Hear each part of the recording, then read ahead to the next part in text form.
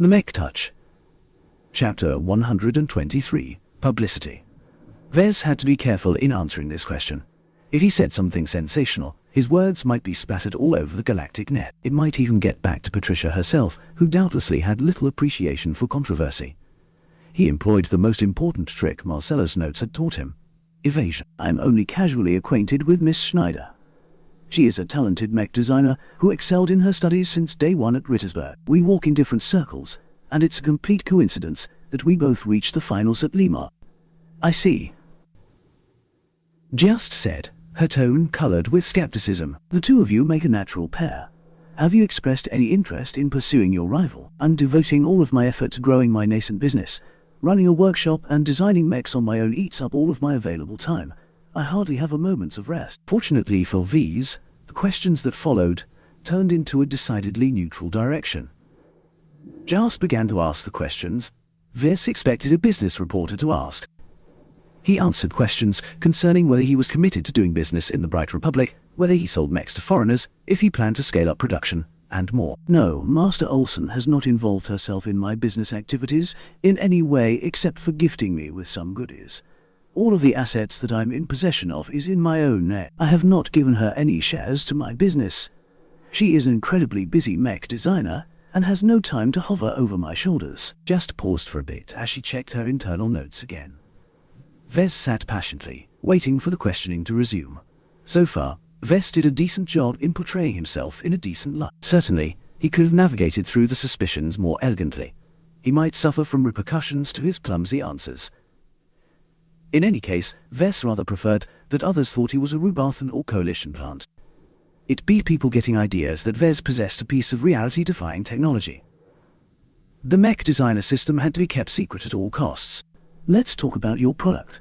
Just resumed her questioning. "Most of your mech designs are early works that already seem dated. Your sole production mech is an underperforming variant of a last-gen mech.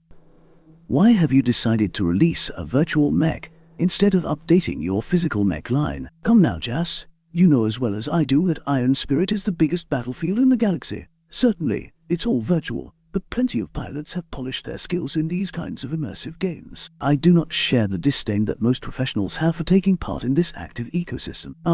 Your latest virtual release appears to be a variant based off the famous Hoplite. Please tell me what prompted you to design plain sword-wielding knight." Vess repeated the standard marketing spiel Marcella originally prepared for him. He emphasized that the young blood possessed characteristics that made it a great training mech for the younger crowd. Some might say that the young blood's special features act as cheats. The strengthened dash gives the knight more mobility than it ought to, while the enhanced shield bash allows it to easily push away mechs that come too close. Won't trainee pilots begin to rely too much on these crutches? That can certainly happen, but I think you underestimate their resolve. The young still have to pass their courses with their boring academy-assigned models. The young blood is explicitly designed as an offensive knight, allowing it to keep up with its compatriots in fast-paced battles. The extra mobility and flexibility also allows the knight to take the initiative, which provides pilots with many more options. When we compared your variant to the best-selling sword-wielding knights, we found its specs are rather underwhelming. Why should players even consider buying your mech when numerous amounts of better models are available in the game? Vess coughed a little and tried to maintain his smile. My mech has its own merits. A dry list of numbers can't fully express a mech's capabilities. You've already mentioned the augmented dash and shield bash. There's also the fact that I've spent a lot of effort improving the young blood's ergonomics. Piloting my mech should feel significantly more comfortable. Do ergonomics even matter when you're talking about a virtual mech? Oh, it should be. I'm talking about more than a comfy seat. My mech features many internal adjustments that makes it smoother to move its limbs. The X factor also played a large role, but V's left that out. Your rebuttal hardly sounds convincing. All of the amenities you've mentioned are luxuries that does not substantially affect the core performance of your model. The young blood simply can't stand on an equal stage to the best sellers. It has never been my intention to compete against the top models in the first place. If you look at the bottom of the spec sheet, you'll find that my mech charges a good chunk less than the mainstream designs. Indeed, the young blood held its own when placed in the budget segment.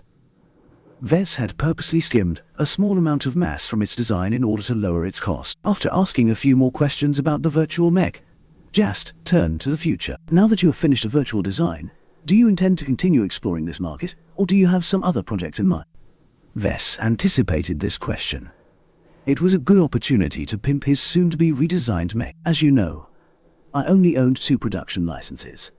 I have not yet plowed the depths of these 2 fascinating licenses. Preparations for a rework of my Mark Antony design is already underway. He kept the details mum, only hinting that the redesign was going to be a sea of change. Even the price will see a bump due to the expected increase in performance.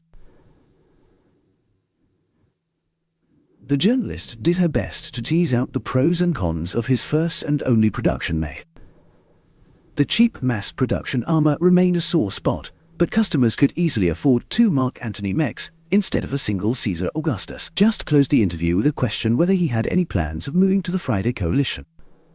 While I am officially apprenticed to a mech designer from the Vermeer Group, I repeat that my relationship with her does not extend beyond matters of teaching. Any assistance Master Olson throws in my way will come with no strings attached. So you have no intention of moving to a larger state with highly developed mech infrastructure. It is customary for talents like you, who emerge from a third-rate state, to move up to a better environment. Why not do the same? The Friday Coalition is not my home.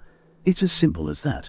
My father brought me up in the Bright Republic and taught me to respect and reciprocate the care and love I received from my state. I am still a Larkinson at heart, and we have always served the Republic with unswerving devotion. There you have it, folks.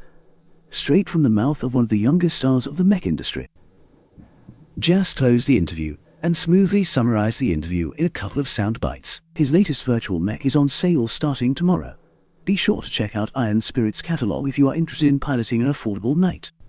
Vess left the hotel and returned to his workshop, wondering whether he did okay. Marcella hadn't lied when she stated that the RSS wanted to poke into his closet. He underestimated the amount of mystique he inadvertently accumulated with his sudden rise to prominence. The next day, the Youngblood variant officially went on sale. Instead of sitting behind his terminal, checking his real-time sales figures like an obsessive recluse, Vess very firmly stayed away. He only briefly entered the Galactic Net to check on the Rimwood Star Herald's news port. The Herald worked quick. They already edited the interview and published both a recording and an article embellished with supplementary information. The news organization filed the interview under their financial section, though the military affairs section also hosts a copy. In order to avoid fretting about his design, Vess distracted himself with work. He read through the dense repair manual of the Dortmund industrial printer. He taught Carlos how to overcome the most difficult hurdles in his way to mastering the Mark Antony. He accompanied the consultants from SAS and agreed with most of their upcoming construction plans. He went to bed with a fretful cloud hanging over his head and woke up the next day with hardly any rest. He scratched his messy dark hair and finally had enough. Okay, all right. I'll go and check my numbers. After washing up and putting on his antigrav clothes, he approached his terminal and logged into his Chasing Clouds account. He slowly summed up his sales tracker. HPL 100's Young Blood. Silver label. Amount sold. $21.94. HPL 100's Young Blood. Gold label. Amount sold. 1. Vess blinked his eyes. He rubbed them gently, then saw as the figure changed to $21.95, to a mainstream virtual mech model.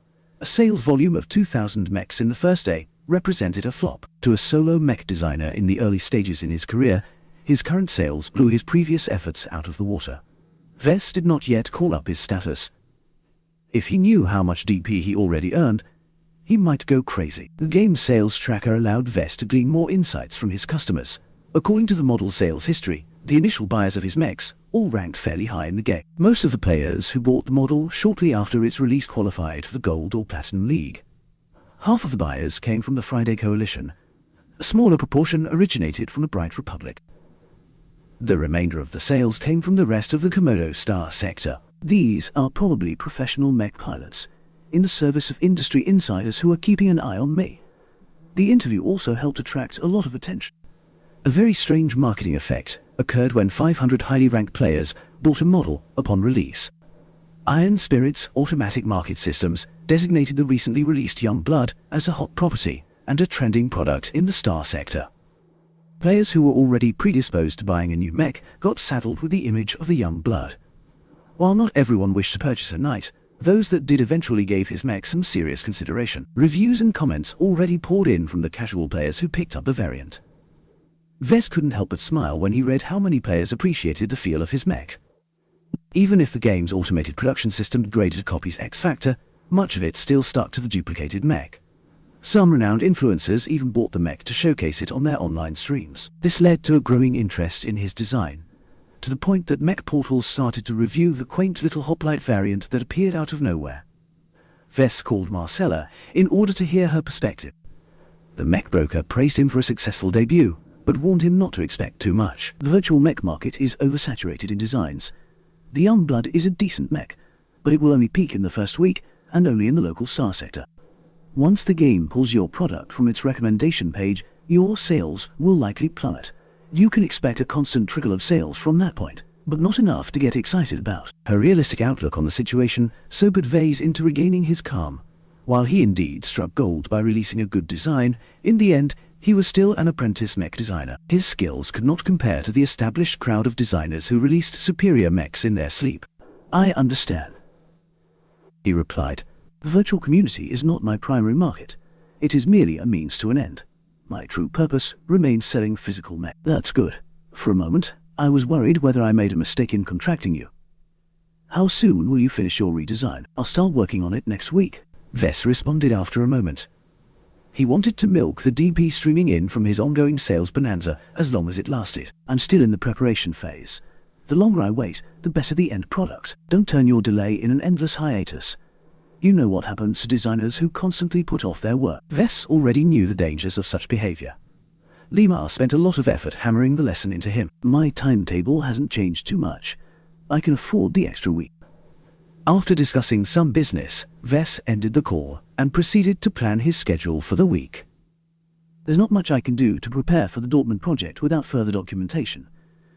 Perhaps I can check into the Clifford Society. It's been a long time since I visited their mission hall." He still sought to obtain an alloy compressor and a chemical treatment machine.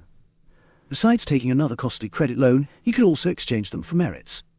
Unfortunately for Vez, merits were rather hard to come by.